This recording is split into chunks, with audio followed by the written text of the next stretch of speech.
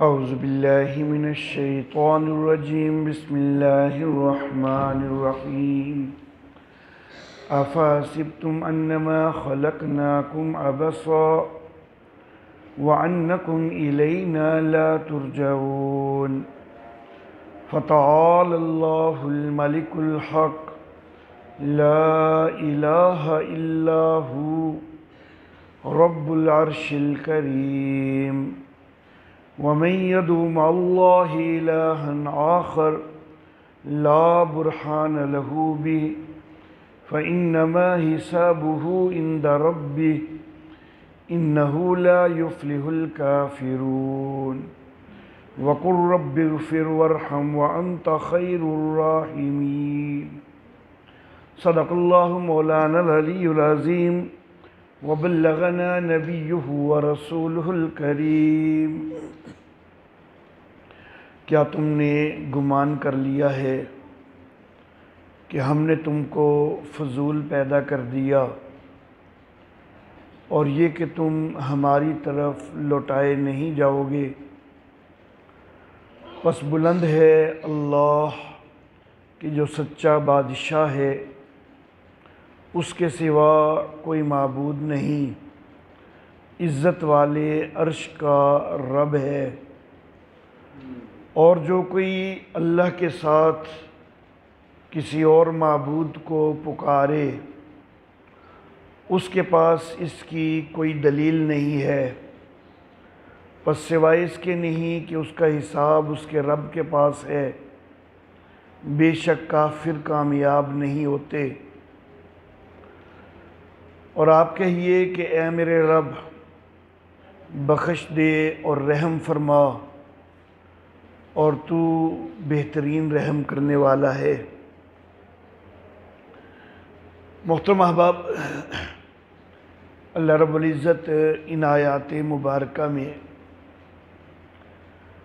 انسانیت کو خطاب کرتے ہوئے یہ بات ارشاد فرما رہے ہیں کہ افحسبتم انما خلقناکم عبثا، لوگو کیا تم نے یہ خیال کر لیا ہے، کیا تم نے یہ گمان کر لیا ہے کہ ہم نے تمہیں فضول پیدا کر دیا؟ اللہ اللہ۔ ایک چھوٹا سا بچہ بھی جس وقت تھوڑا سا شعور کی عمر تک پہنچتا ہے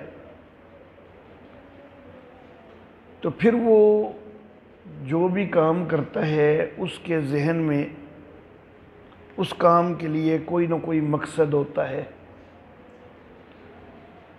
عموماً کھیل کود کی عمر ہوتی ہے، وہ ایسے کھیل اپناتا ہے کہ جس سے کبھی ذہنی صلاحیتوں میں اضافہ ہوتا ہے، کبھی جسمانی طاقت اس کو تقویت ملتی ہے،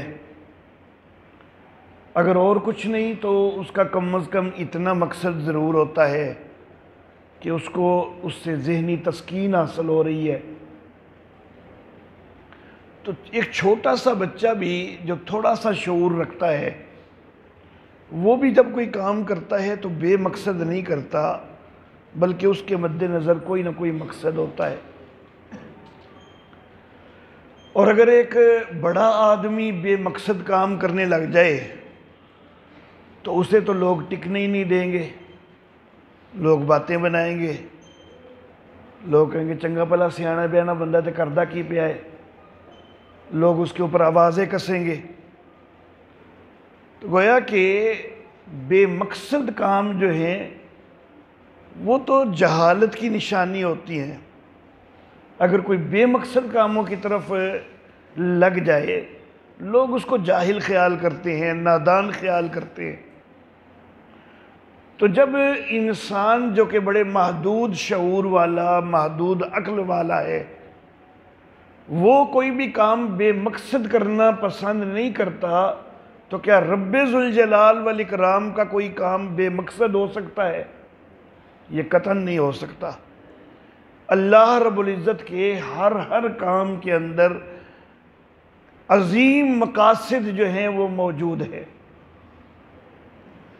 تو اللہ رب العزت یہاں پر انسانوں کو خطاب کر کے فرما رہے ہیں کہ لوگوں کیا تم نے یہ خیال کر لیا ہے کہ ہم نے تمہیں فضول بنا دیا، بے مقصد بنا دیا؟ ایسا نہیں ہے، بلکہ تمہیں ایک مقصد کے تحت بنایا گیا ہے۔ اللہ واللہ۔ اور پھر اللہ رب العزت کی یہ رحمت ہے، اللہ کا یہ احسان ہے کہ اللہ نے انسان کو ایک مقصد کے تحت بنایا ہے نا، تو انسان کو کچھ نہ کچھ شعور اور عقل سے بھی نوازا ہے، لیکن اس کے مقصد کی تلاش جو ہے وہ اس کے شعور یا عقل کے سپرد نہیں کر دی۔ اللہ چاہتے تو یہ بھی کر سکتے تھے کہ اللہ کہتے کہ تمہیں ہم نے شعور دے دیا ہے، عقل دے دی ہے، تو اب تلاش کرو کہ تمہیں کس مقصد کے تحت بنایا گیا ہے اور پھر اس مقصد کو پورا کرو۔ لیکن اللہ رب العزت نے احسان کیا کہ انسانوں کے اوپر نہیں چھوڑ دیا، انسانی عقل پر نہیں چھوڑ دیا، بلکہ خود رہنمائی فرمائی ہے اللہ رب العزت نے کہ انسان کو کس مقصد کے لیے بنایا گیا ہے۔ اسی رہنمائی کے لیے کم و بیش 1,24,000 انبیاء کرام علیہم السلام کو بھی اللہ نے مبعوث فرمایا۔ اسی مقصد کو بیان کرنے کے لیے، اسی رہنمائی کے لیے اللہ رب العزت نے کتابوں اور صحیفوں کا سلسلہ بھی جاری فرمایا، اور اسی مقصد کو لوگوں پر واضح کرنے کے لیے اللہ رب العزت نے رحمت کائنات سید الانبیاء صلی اللہ علیہ وآلہ وسلم کی ختم نبوت کے بعد علماء کو ورثۃ الانبیاء بناتے ہوئے علماء کی یہ ڈیوٹی لگا دی کہ علماء لوگوں کو اس مقصد سے آشنا کریں، اور اللہ رب العزت نے یہ کتاب ہدایت بھی قیامت تک کے لیے محفوظ بنا دی تاکہ اس سے اس مقصد کے تک لوگ پہنچ سکیں کہ جس مقصد کے لیے انسان کو بنایا گیا ہے۔ پھر یہ سارا قرآن حکیم ہی ایک دستور ہے، ایک نصب العین ہے۔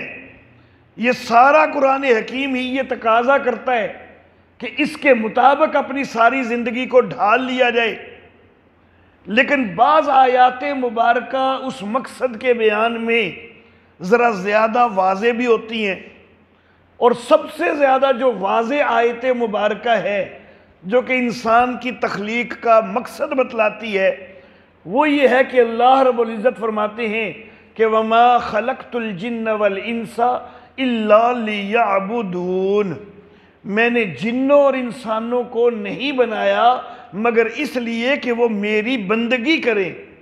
تو اللہ رب العزت نے جنوں کو بنایا، انسانوں کو بنایا تو اپنی بندگی کے لیے بنایا ہے۔ تو انسان کی تخلیق کا مقصد یہ اللہ رب العزت کی بندگی ہے۔ اللہ واللہ۔ اب ہم اپنے گریبانوں میں بھی جھانکتے ہیں اور اپنے ماحول اور اپنے معاشرے کو اور انسانیت کو دیکھتے ہیں کہ انسانیت میں کتنا تناسب ہے کہ جو اس مقصد کو پورا کر رہا ہے۔ اللہ واللہ۔ سب سے پہلی چیز تو یہ کہ پوری کائنات میں دنیا کفر جو ہے اس کی تعداد کہیں زیادہ ہے اہل ایمان کی نسبت، اور جو کافر ہیں وہ سارے اس مقصد سے غافل ہیں۔ اللہ کی بندگی جو اللہ کی طرف سے مقصد بتلایا گیا ہے تخلیق انسانی کا، کفار اس مقصد کو نہیں پورا کر رہے۔ ایک بہت بڑی تعداد تو یہ نکل گئی۔ پھر جو ایمان والے بھی ہیں تو کیا ایمان والوں کی بھی اکثریت ہے کہ جو بندگی کر رہی ہو؟ ایسا نہیں ہے، بلکہ اکثریت وہ ہے کہ جو اللہ کی بندگی سے غافل ہیں۔ نام کے مسلمان ہیں، مسلمانوں کے گھروں میں پیدا ہو گئے تو مسلمان ہیں، لیکن اللہ کی بندگی والا مقصد جو ہے بلائے بیٹھے ہیں اہل ایمان میں سے بھی۔ اللہ واللہ۔ پھر اللہ رب العزت نے الحمدللہ ثم الحمدللہ ہم کچھ لوگوں کو جو کہ مساجد کے اندر آ رہے ہیں، جو نمازیں ادا کر رہے ہیں، اللہ رب العزت نے اس مقصد کی طرف الحمدللہ ہماری ہمت اور توفیق اللہ نے دے دی، لیکن جو مساجد میں آ بھی رہے ہیں، جو نمازیں ادا کر رہے ہیں، تو وہ بھی اس مقصد کو کتنا وقت دے رہے ہیں؟ بس نمازوں کا وقت۔ حالانکہ جس مقصد کے لیے انسان کو بنایا گیا ہے تو چاہیے تو یہ کہ انسان کی زندگی کا اکثر حصہ اس مقصد کے لیے گزرے، لیکن ہماری زندگی کا اکثر حصہ تو ہمارے دنیاوی معاملات کے لیے ہوتا ہے، بہت تھوڑا حصہ ہے جو ہم اس مقصد کے لیے گزار رہے ہیں۔ اللہ اللہ۔ اب آپ پریشان ہو رہے ہوں گے کہ لکال محسن تو یہ تقاضا کر رہا ہے کہ ہر وقت نفل پڑھتے رہا کرو، ہر وقت قرآن کی تلاوت کرتے رہا کرو تاکہ زندگی کا زیادہ حصہ اس مقصد کے لیے ہو جائے۔ تو میں یہ عرض کرنا چاہوں گا کہ نہیں، صرف نمازیں پڑھنا ہی بندگی نہیں ہے، صرف قرآن حکیم کی تلاوت کرنا ہی بندگی نہیں ہے، بلکہ بندگی کا مفہوم بڑا وسیع ہے، اللہ کی عبادت کا مفہوم بڑا وسیع ہے، اور آپ اپنے دنیاوی کام کرتے ہوئے بھی ان کاموں کو بھی عبادت بنا سکتے ہیں۔ اور اگر آپ یہ چیز اختیار کر لیں کہ اپنے چلنے پھرنے کو عبادت بنا لیں، اپنے اٹھنے بیٹھنے کو عبادت بنا لیں، اپنے کھانے پینے کو عبادت بنا لیں، اپنی تجارت کو عبادت بنا لیں، اپنی سیاست کو عبادت بنا لیں، اپنی معیشت کو عبادت بنا لیں، تو ظاہر بات ہے کہ زندگی کا اکثر حصہ عبادت میں گزر رہا ہے۔ ہر وہ کام کہ جس سے میرا اللہ راضی ہوتا ہے وہ اللہ کی بندگی ہے، وہ اللہ کی عبادت ہے۔ اللہ اللہ۔ اور اسلام نے زندگی کے ایک ایک لمحے کے لیے رہنمائی دی ہے، ہر لمحے کے لیے، اور اگر ہم ہر لمحے کو اس رہنمائی کے مطابق گزارنا شروع کر دیں تو ہماری ساری زندگی ہی عبادت بن جائے۔ اللہ اللہ۔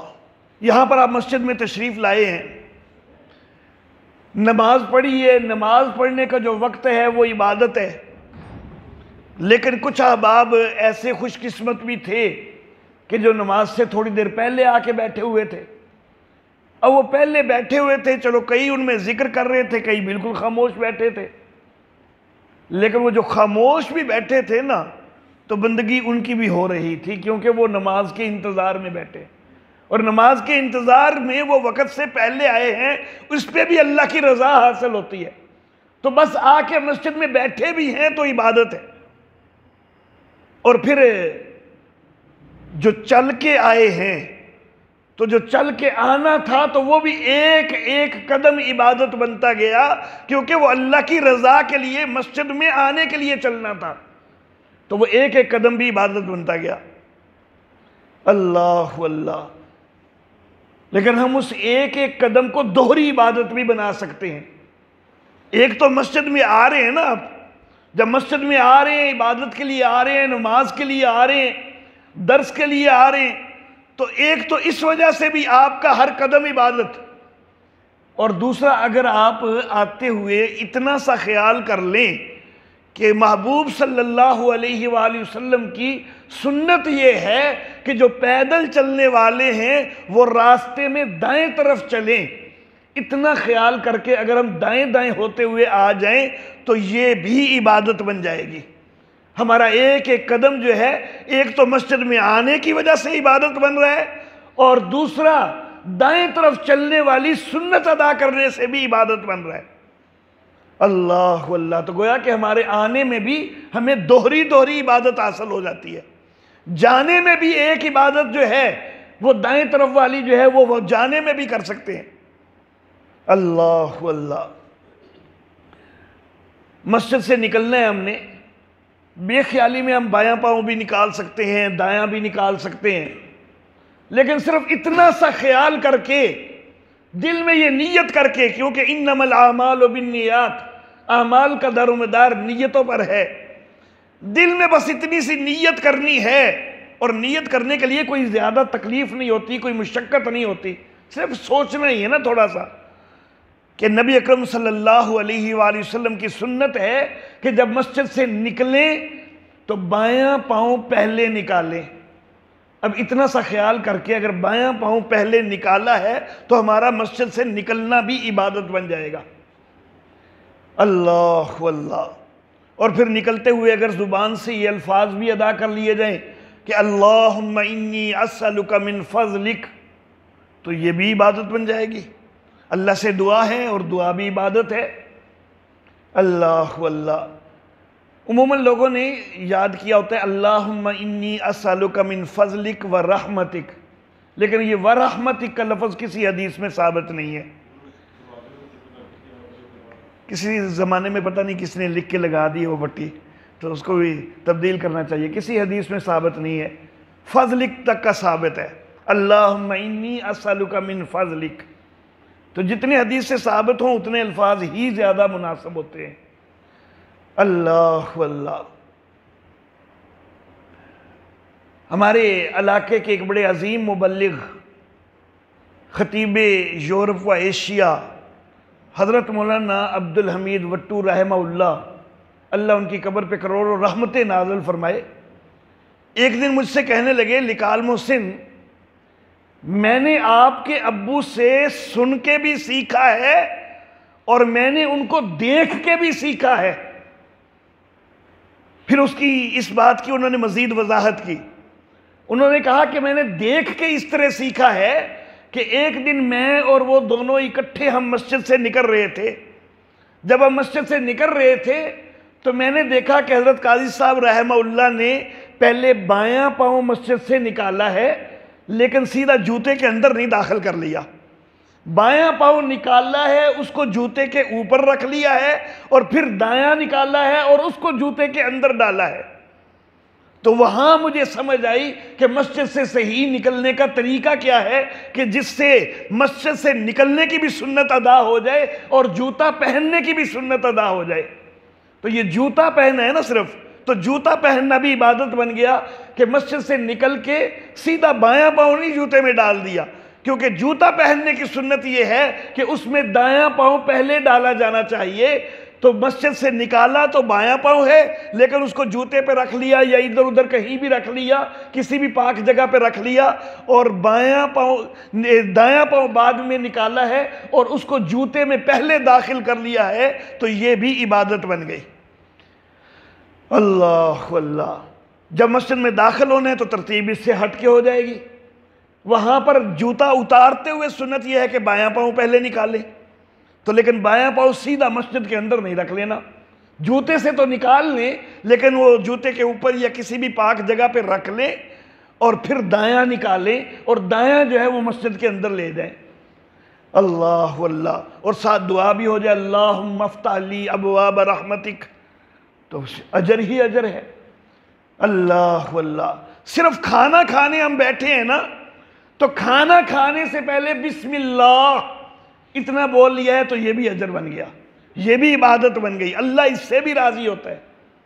اللہ واللہ۔ یہاں پر یہ بھی واضح کر دوں کہ کھانے سے پہلے اور پینے سے پہلے اور وضو بنانے سے پہلے ان تین مقامات پر سنت صرف بسم اللہ اتنے لفظ ہیں، بسم اللہ الرحمن الرحیم پورے نہیں۔ کھانے سے پہلے کوئی بھی چیز کھانی ہے، کوئی بھی چیز پینی ہے یا وضو بنانا ہے، ان تین مقامات پر جو سنت ہے وہ صرف بسم اللہ اتنے لفظ حدیث میں ثابت ہیں، بسم اللہ الرحمن الرحیم نہیں ثابت۔ اور کھانے پینے سے پہلے جو ایک بڑی معروف دعا چل رہی ہے کہ بسم اللہ وعلی برکت اللہ، اس کا کسی حدیث کے اندر تذکرہ ہی کوئی نہیں ہے، وہ کہیں کسی حدیث میں موجود ہی نہیں ہے۔ میں یہ نہیں کہہ رہا کہ حدیث ضعیف ہے، اس کی ضعیف میں بھی نہیں ہے، صحیح حدیث میں ہونا تو دور کی بات، ضعیف میں بھی وعلی برکت اللہ کوئی نہیں ہے۔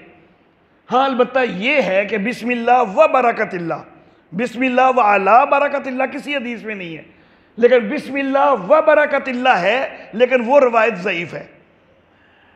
تو بہرحال صرف بسم اللہ یہ کہنا مناسب ہے۔ اب کھانا کھانے سے پہلے آپ نے بسم اللہ کہہ دیا تو یہ کھانا کھانے سے پہلے عبادت بن گئی۔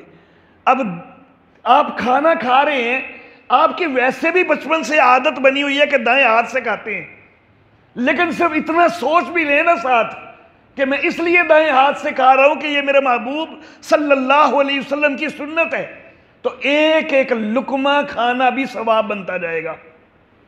اور پھر برتن میں سے کھاتے ہوئے پلیٹ کے کبھی اس طرف کبھی اس طرف ایسے نہیں، بلکہ اپنی طرف سے کھائیں۔ پلیٹ آپ نے بے شک پوری ختم کرنی ہے، لیکن اپنی طرف سے کھاتے ہوئے آخر تک ختم کر لیں تو یہ بھی سنت بن جائے گی، یہ بھی عبادت بن جائے گی۔ اور پھر پلیٹ کو اچھی طرح صاف کریں تو یہ بھی عبادت بن جائے گی۔ اللہ کا رزق ہے، اللہ کے رزق کی قدر ہونی چاہیے۔ بندے نے کھانا ہے تو اس کو اندازہ ہوتا ہے کہ میں کتنا کھا سکتا ہوں، لیکن افسوس کہ ہم پرواہ نہیں کرتے۔ اپنے خاص طور پر شادی بیاہ وغیرہ کے موقع پر پلیٹیں ایسے بھر لی جاتی ہیں، لیکن بعد میں پھر پلیٹوں کے اندر بچا ہوا چھوڑ دیا جاتا ہے۔ اللہ اللہ، اللہ کے رزق کی قدر کرنا سیکھیے، ایک ایک دانے کی قدر کرنا سیکھیے۔ کہیں ایسا نہ ہو کہ آج آپ اللہ کے رزق کی قدر نہیں کر رہے اور کل کو اللہ آپ کے اوپر یہ خدا نہ خواستہ یہ اللہ رب العزت کی طرف سے پکڑ آ جائے کہ آپ ایک ایک دانے کے محتاج ہو جائیں، اور پھر اللہ سکھائے آپ کو کس طرح قدر کی جاتی ہے رزق کی۔ تو اس سے پہلے کہ ہمارے اوپر ایسی کوئی پکڑ آئے، ہمیں خود ہی اللہ کے رزق کی قدر کرنی چاہیے۔ رحمت کائنات صلی اللہ علیہ وسلم کی سنت بھی ادا ہوگی کہ پوری پلیٹ صاف کی ہے، برتن اچھی طرح صاف کیا ہے، اور عبادت بن جائے گی۔ اللہ اللہ، میرے محترم احباب، مومن کا تو ایک ایک لمحہ عبادت بن سکتا ہے۔ سیدنا معاذ بن جبل رضی اللہ تعالی عنہ اور سیدنا ابو موسیٰ اشعری رضی اللہ تعالی عنہ، یہ دونوں نبی اکرم صلی اللہ علیہ وسلم نے ان دونوں کو یمن کے گورنر کی حیثیت سے بھیجا تھا۔ یمن کے مختلف حصے تھے، ہر حصے کو ایک مخلف کہا جاتا تھا۔ 5 مخلف تھے یمن کے، اور نبی اکرم صلی اللہ علیہ وسلم نے ان کے الگ الگ گورنر بنا کے بھیجے تھے۔ ایک مخلف پہ حضرت ابو موسیٰ اشعری گورنر بنا کے بھیجے گئے ہیں، ایک پہ حضرت معاذ بن جبل بنا کے بھیجے گئے ہیں۔ لیکن ایک ہی علاقے میں چونکہ گئے ہوئے ہیں، اگرچہ الگ الگ حصوں میں ہیں، لیکن بہرحال علاقہ ایک ہی ہے، تو ایک دوسرے سے ملاقات کے لیے بھی بعض اوقات آتے جاتے ہیں۔ اب اسی طرح کی ایک ملاقات کے اندر یہ دونوں اکٹھے ہیں، حضرت ابو موسیٰ اشعری رضی اللہ تعالیٰ عنہ اور حضرت معاذ بن جبل رضی اللہ تعالیٰ عنہ۔ اب صحابہ کا ذوق گفتگو دیکھیے گا۔ ہمارا جو گفتگو کا ذوق ہوتا ہے نا، تو وہ خوش گپیاں اور ایک دوسرے کی چیڑیں کرنا، ایک دوسرے پر تمسخر کرنا، ہمارا یہ ذوق ہوتا ہے اپنی گپ شپ کا۔ اور خاص طور پر ہمارے ذوق میں اور خواتین کے ذوق میں خاص طور پر غیبت کا بہت بڑا دخل ہے۔ غیبت اور چغلی ہر وقت وہ جاری رہتی ہے، حالانکہ یہ کوئی معمولی چیز نہیں ہے، معمولی گناہ نہیں ہے غیبت۔ اللہ اللہ، رحمت کائنات صلی اللہ علیہ وآلہ وسلم 2 قبروں کے پاس سے گزرے۔ قبر کے اندر عذاب و ثواب کا جو معاملہ ہے نا، وہ سارا ہے عالم برزخ سے متعلق، لیکن برزخ کا معنی ہے اوٹ، پردہ۔ تو جس کو اللہ نے پردہ بنایا اس کے پیچھے تو کوئی دیکھ نہیں سکتا، اس کے پیچھے تو کوئی جھانک نہیں سکتا، لیکن اللہ نے کبھی کبھی دنیا والوں کی عبرت یا نصیحت کے لیے کوئی نمونہ بھی بنانا ہوتا ہے۔ تو جب دنیا والوں کی عبرت یا نصیحت کے لیے کوئی نمونہ اللہ بناتے ہیں نا عالم برزخ کے معاملات کا، تو اس نمونے کا ذریعہ اس قبر کو بنایا جاتا ہے۔ تو نبی اکرم صلی اللہ علیہ وسلم بھی 2 قبروں کے پاس سے گزرے جن میں سے آواز آ رہی تھی۔ نبی اکرم صلی اللہ علیہ وسلم نے کہا کہ ان کو عذاب دیا جا رہا ہے، اور پھر نبی اکرم صلی اللہ علیہ وسلم نے فرمایا کہ کسی بڑی چیز کی وجہ سے عذاب نہیں دیا جا رہا۔ یہ مراد نہیں تھی کہ وہ گناہ بڑا نہیں ہے، مراد یہ تھی کہ لوگوں کی نگاہ میں وہ بڑی چیز نہیں ہے، لوگوں کی نگاہ میں وہ معمولی چیز ہے، ان کی وجہ سے عذاب دیا جا رہا ہے۔ ایک کو اس لیے عذاب دیا جا رہا ہے کہ وہ پیشاب کے چھینٹوں سے نہیں بچتا تھا، اور دوسرے کو اس وجہ سے عذاب دیا جا رہا ہے کہ وہ غیبت کرتا تھا، چغلی کرتا تھا۔ اور قرآن حکیم میں کتنے شدید الفاظ آئے ہیں غیبت کے متعلق کہ یہ ایسے ہے کہ جیسے اپنے مردہ بھائی کا گوشت جو ہے وہ نوچ نوچ کے کھایا جائے۔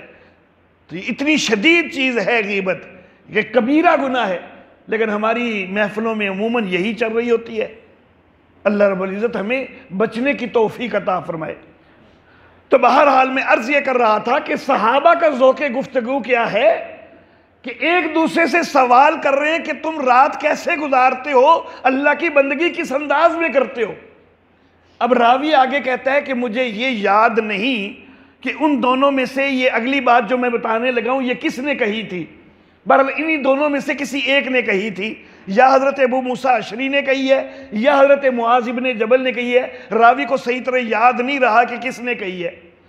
کہی یہ ہے کہ میں رات کو سوتا بھی ہوں اور رات کو اللہ کی بندگی بھی کرتا ہوں، لیکن جتنی دیر میں سوتا ہوں نا اس میں بھی مجھے اسی طرح اجر کی توقع ہے جتنا اجر کی توقع مجھے بندگی والے وقت کے اوپر ہے۔ اللہ اللہ، مراد ان کی یہ ہے کہ جب میں سوتا ہوں نا تو سوتے ہوئے رحمت کائنات صلی اللہ علیہ وسلم کی سنت کے مطابق سوتا ہوں۔ میں دائیں کروٹ پہ سوتا ہوں، قبلہ رخ سوتا ہوں، دائیں رخسار کے نیچے دایاں ہاتھ رکھ لیتا ہوں، یہ سونے کا انداز بنا کے سوتا ہوں، تو ساری رات میری عبادت بن جاتی ہے کیونکہ میں سویا نبی اکرم صلی اللہ علیہ وسلم کے طریقے کے مطابق ہوں۔ اللہ اللہ، اور بندہ رات کو پھر بے شک کروٹیں بدل کے جدھر مرضی اس کا رخ ہو جائے، یہ ثواب ساری رات ہی جاری رہے گا، کیونکہ بعد میں جو کروٹیں بدلی ہیں وہ تو اپنے اختیار سے نہیں ہیں، وہ تو سوئے ہوئے ہو گئی ہیں۔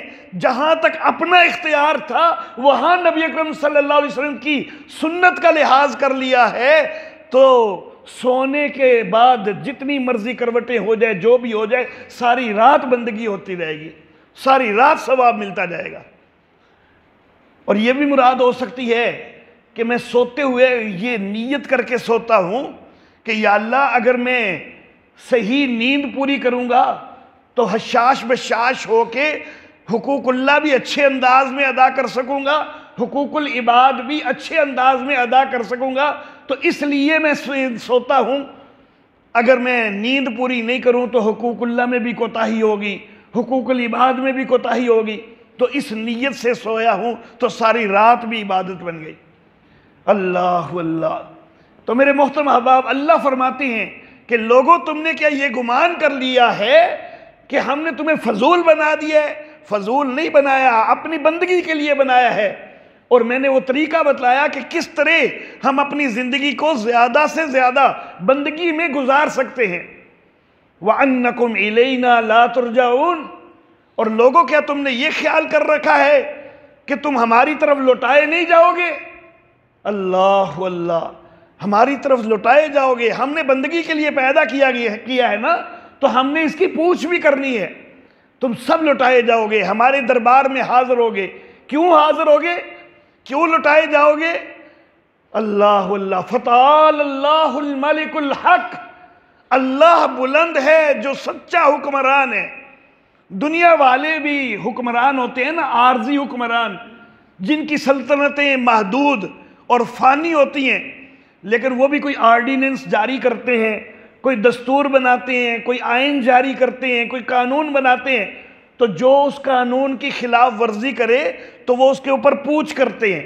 تو جب دنیا کے چھوٹے چھوٹے حکمران جن کی عارضی سلطنتیں ہیں اور وہ حقیقی نہیں ہیں، حقیقی حکمران صرف اللہ ہے، ان کی صرف اللہ کی عطا کردہ سلطنتیں ہیں، جب وہ اپنے دستور کی خلاف ورزی ہونے پر پوچھ کر لیا کرتے ہیں، تو میرے اللہ نے بھی تو یہ آرڈیننس جاری کر دیا ہوا ہے، یہ اللہ نے بھی تو یہ آئین ہمیں دے دیا ہے، یہ دستور دے دیا ہے، تو جو اس کے مطابق اپنی زندگی نہیں گزارے گا اللہ نے اس سے بھی پوچھ کرنی ہے۔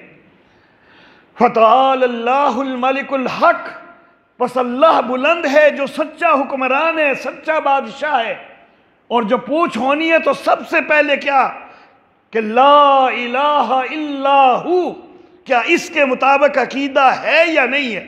اگر اس کے مطابق عقیدہ ہے تو پھر تو معاملہ آگے چلے گا، لیکن اگر یہاں عقیدے میں معاملہ خراب ہو گیا تو پھر آگے اعمال کی طرف تو پوچھ کرنے کی ضرورت ہی کوئی نہیں، اعمال تو پھر سارے کے سارے برباد ہیں۔ رب العرش الکریم، وہ عزت والے عرش کا رب ہے۔ اللہ اللہ، جس وقت اللہ رب العزت اپنی یہ صفت ذکر کرتے ہیں نا کہ اللہ عرش کا رب ہے یا عرش کا مالک ہے، تو اس سے اللہ رب العزت اپنی حکومت کا اظہار کر رہے ہوتے ہیں۔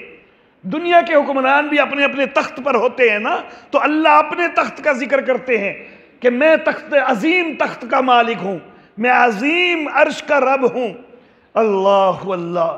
تو جب دنیا کے چھوٹے چھوٹے حکمران وہ اپنے تخت پر بیٹھ کے حکمرانیاں کرتے ہیں اور لوگوں سے پوچھ کر لیتے ہیں، تو کیا میں اللہ نہیں کروں گا؟